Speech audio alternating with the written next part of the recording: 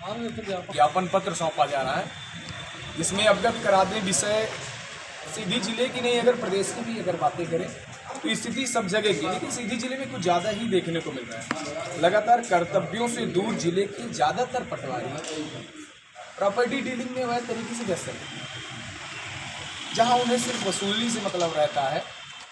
और ऐसे ही कुछ राज्यपाल महोदय जी के नाम ये ज्ञापन पत्र आज शिवसेना इकाई द्वारा सौंपा जा रहा है, जिसमें मांग रहे श्रीमान जी को अवगत कराना चाहेंगे कि लगातार जिले के जिम्मेदार राजस्व के जमीनी अधिकारी व पटवारी दिनों दिन अपने कर्तव्यों से कोसों दूर होकर अपने इस पद का नाजायज फायदा उठा रहे हैं। जनता, गरीब, पीड़ित परिवार जब भी अपनी न्याय की उम्मीदें लगा के लेके आते हैं तो कई बार ये होता है कि भूमाफियाओं से ये साठ गांठ करके वहाँ गलत तरीके से अपना उनको ना न्याय देकर अपना लेन देन में वो प्रॉपर्टी डीलिंग करा देते हैं। नामांतरण के नाम पर हो या फिर पट्टे के नाम पर तरह तरह में ऐसे कई प्रकरण जिले में आते रहते हैं। यहाँ कई शिकायतें अपनी जिला कार्यालय में जब ऐसी आई हैं तब आज मुझे मुख्यालय की ओर कूच करना पड़ा। ऐसे ही कुछ ऐसा ही रवैया प्रॉपर्टी डीलिंग के साथ मैं बता दूं कि अवैध तरीके से बहुत बड़े बड़े भूमाफिया जो सीधी जिले में लगातार उनका संरक्षण बढ़ता ही जा रहा है, और ये संरक्षण देने वाले जमीनी अधिकारी हैं, जैसे कि हम कह सकते हैं जिनका मैंने नाम जिक्र किया, इन्हें संरक्षण देते हैं। और ये क्या करते हैं कि बिना अनुमति, बिना अनुमोदन के गलत तरीके से प्रॉपर्टी का कई भाग विभाजन करके और शहर में प्रॉपर्टी डीलिंग करना काम कर रहे हैं। तरह तरह से लेआउट बना के अपने हिसाब से कर रहे हैं, कोई अनुमति नहीं, कोई स्वीकृति नहीं, कोई डॉक्यूमेंट्स नहीं, कोई भी उनके पास ऐसे लीगल दस्तावेज नहीं होते कि वो ये कह सके हम लीगल प्रॉपर्टी डीलर हैं। और ये प्रॉपर्टी डीलर कहीं ना कहीं दिनों दिन ये देखने को मिलता है कि कुछ ऐसे ही अधिकारियों की साठगांठ से राजस्व की जमीनों में भी इन्होंने अवैध तरीके से कब्जा कर रखा है, वो चाहे शहर का हो या फिर आपके ग्रामीण अंचल का हो। तो जो राजस्व लैंड भी है तो वो भी आज सुरक्षित नहीं है। तो मेरा मानना है कि राजस्व की जमीन के लिए तो कम से कम स्थानीय प्रशासन सक्रिय हो। साथ ही जो ये अवैध तरीके से प्रॉपर्टी डीलर हैं, जो प्रॉपर्टी को विभाजन करके, तोड़ मरोड़ करके, जबरदस्ती, गैर कानूनी तरीके से कमजोर, दबे कुचले हुए परिवारों की जमीन अधिग्रहण कर रहे हैं, इन पर सुनिश्चित कार्रवाई की जाए। और लीगल तरीके से प्रॉपर्टी का जो विभाजन करके ये मार्केट में सेल आउट कर रहे हैं, मनचाहा रेट बना रहे हैं, आम जनता को मूर्ख बना रहे हैं, एक ही जमीन का 10 बार रजिस्ट्री करवा रहे हैं, तो ऐसे प्रॉपर्टी डीलरों के ऊपर मेरा मानना है कि कार्रवाई होना सुनिश्चित करें। ऐसे में क्या होगा कि आम जनमानस न्याय के लिए आज न्यायालय की इधर की ओर अपना दरवाजा कर। ये सारे विषय हैं और आशा और उम्मीद है माननीय राज्यपाल महोदय जी के नाम से, माननीय कलेक्टर महोदय जी के नाम से ये पत्र सौंपा जा रहा है, और आशा और उम्मीद करती है कि इस पर न्याय हो और जांच हो।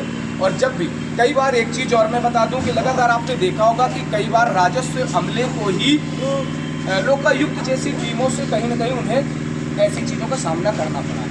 तो इन सारी चीज़ों को विषय को लेकर है और मैं चाहूँगा ये ज्ञापन पत्र है। और माननीय हमारे एडीएम साहब भी आ गए हैं, ऐसे थोड़ा सा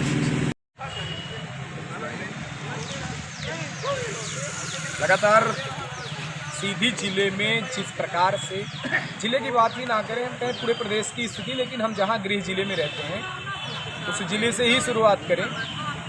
शुरुआती दौर में बता दूं कि सीधी जिले में लगातार जिस प्रकार से आपके भूमाफिया, हमें कह सकते हैं कि भूमाफिया, बड़े बड़े ऐसे भूमाफिया हैं जिन्हें ज़्यादातर राजस्व के ही अधिकारियों द्वारा उन्हें रखा गया है भूमाफियागिरी करने के लिए। आज कुछ ऐसी ही विषय को लेकर हमने ज्ञापन पत्र सौंपा है शिवसेना इकाई की पूरी टीम द्वारा, और मांग पत्र रखा गया। मैं मांग पत्र में अवगत करा दूं, माननीय राज्यपाल महोदय जी के नाम से ये पत्र दिया गया है।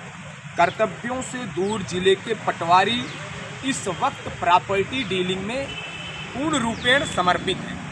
प्रॉपर्टी डीलिंग उनका काम है, यहाँ तक कि उनका तो समर्पण होना ठीक है, लेकिन साथ ही ये देखें कि आगे जो उन्होंने संरक्षण दिया भूमाफियाओं को, कि उन्हें संरक्षण देकर सीधी जिले की ज़्यादातर ज़मीनों को टुकड़े टुकड़े करके आवंटन का भी काम, बेचने का काम, अवैध तरीके से कार्य इनको दिया गया है। जिसमें मांग पत्र रखा गया है कि ऐसे पटवारी जो ज़्यादातर जिले में अपने काम को छोड़कर भूमाफियाओं को संरक्षण करते हैं, प्रॉपर्टी डीलिंग करते हैं, नामांतरण के नाम पर वसूली, सीमांकन के नाम पर वसूली, मतलब जितनी भी कार्य आए राजस्व से जुड़े हुए, जो नैतिक जिम्मेदारियों को एक पटवारी की जो पद होता है कि जमीन में आम जनता का न्याय देना, कर्तव्य कार्य करना, तो इस वक्त अगर वो पंचायत में जाते हैं तो फीता भी पकड़ने जाते हैं तो 20,000 50,000 रुपया जमा करो तब तो तुम्हारा काम हो। ये इनका विषय रहा।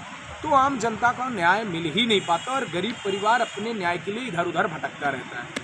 और ऐसी स्थिति में मुख्यालय की ओर जब आते हैं तो उनका जनसुनवाई के नाम पर सिर्फ सुनवाई तो की जाती लेकिन सुना जाता है, सुनवाई नहीं की जाती, तो किसी प्रकार से उन्हें न्याय नहीं मिल पाता।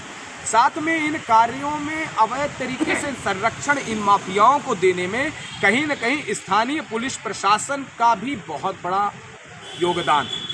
उसमें इस तरह से योगदान है कि जब भी उन्हें अवैध ज़मीन में कब्जा लेना होता है तो पुलिस को और आरआई पटवारी अपना मिल के वहाँ दे दिए, आवेदन लिख के दे दिए, तो वहाँ से पुलिस बल मिला। और पुलिस बल अगर नहीं मिल गया तो वहाँ भी डिमांडें होती है, 2-4 लाख आप थाने में फेंको और उसके बाद सीधे लेके जाओ। तो विभागों की सांठ-गांठ से गरीब जनता की ज़मीनें लूटी जा रही हैं। ये तो रही निजी प्रॉपर्टी। सरकारी प्रॉपर्टी की बात करें तो जो राजस्व लैंड है, तो राजस्व लैंड भी आज सुरक्षित नहीं है। ज़्यादातर सरकारी हो शहर की ज़मीन हो या ग्राम पंचायतों की ज़मीन हो, उन ज़मीनों पर अवैध तरीके से भूमाफियाओं का कब्जा बन गया है। वह अवैध तरीके से अपना निर्माण कर रहे हैं, अवैध तरीके से अपना व्यापार संचालन कर रहे हैं। और ऐसी स्थिति में मेरा मानना है कि राजस्व की ज़मीनें बची नहीं है और जो भी बची हैं वो भी इन काले कारनामे करने वाले भूमाफियाओं की नज़रों में। मैं एक डेमो बता दूं, आपके शहर के बीच में ही संजय गांधी की ज़मीन, कॉलेज प्रशासन की ज़मीन पूर्ण तरीके से भूमाफियाओं ने कब्जा कर रखा। साथ ही आज भी ज़मीनों को अवैध तरीके से उन्हें लेआउट बना के प्लाटिंग कर करके बेच रहे हैं। तो ये कहीं ना कहीं साठगांठ मानता हूँ और नक्शे में हेरफेर किया जाता है निचले स्तर के अधिकारियों द्वारा। तो इन सारे बिंदुओं पर ज्ञापन पत्र सौंपा गया और उम्मीद करते हैं कि बिना लाइसेंस धारी ये भूमाफिया पटवारी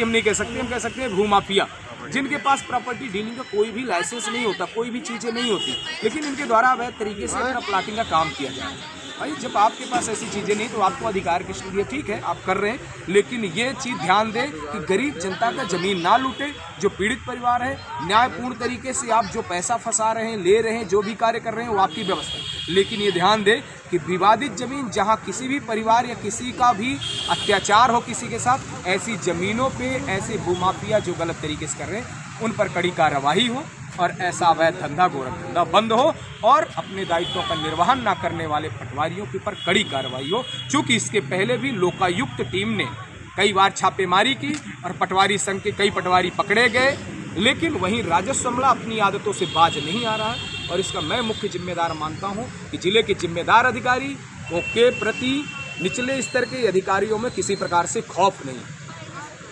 ऐसे में मैं उम्मीद करता हूं कि न्यायपूर्ण कार्रवाई हो और अपने दायित्वों का निर्वहन करने आगामी समय आने पर ऐसा ना हो कि हमें मोर्चा खोलना पड़े या मुख्यालय का घेराव करना पड़े, तालाबंदी करनी पड़े। और इसकी जिम्मेदारी माननीय डीएम साहब की होगी, स्थानीय प्रशासन की।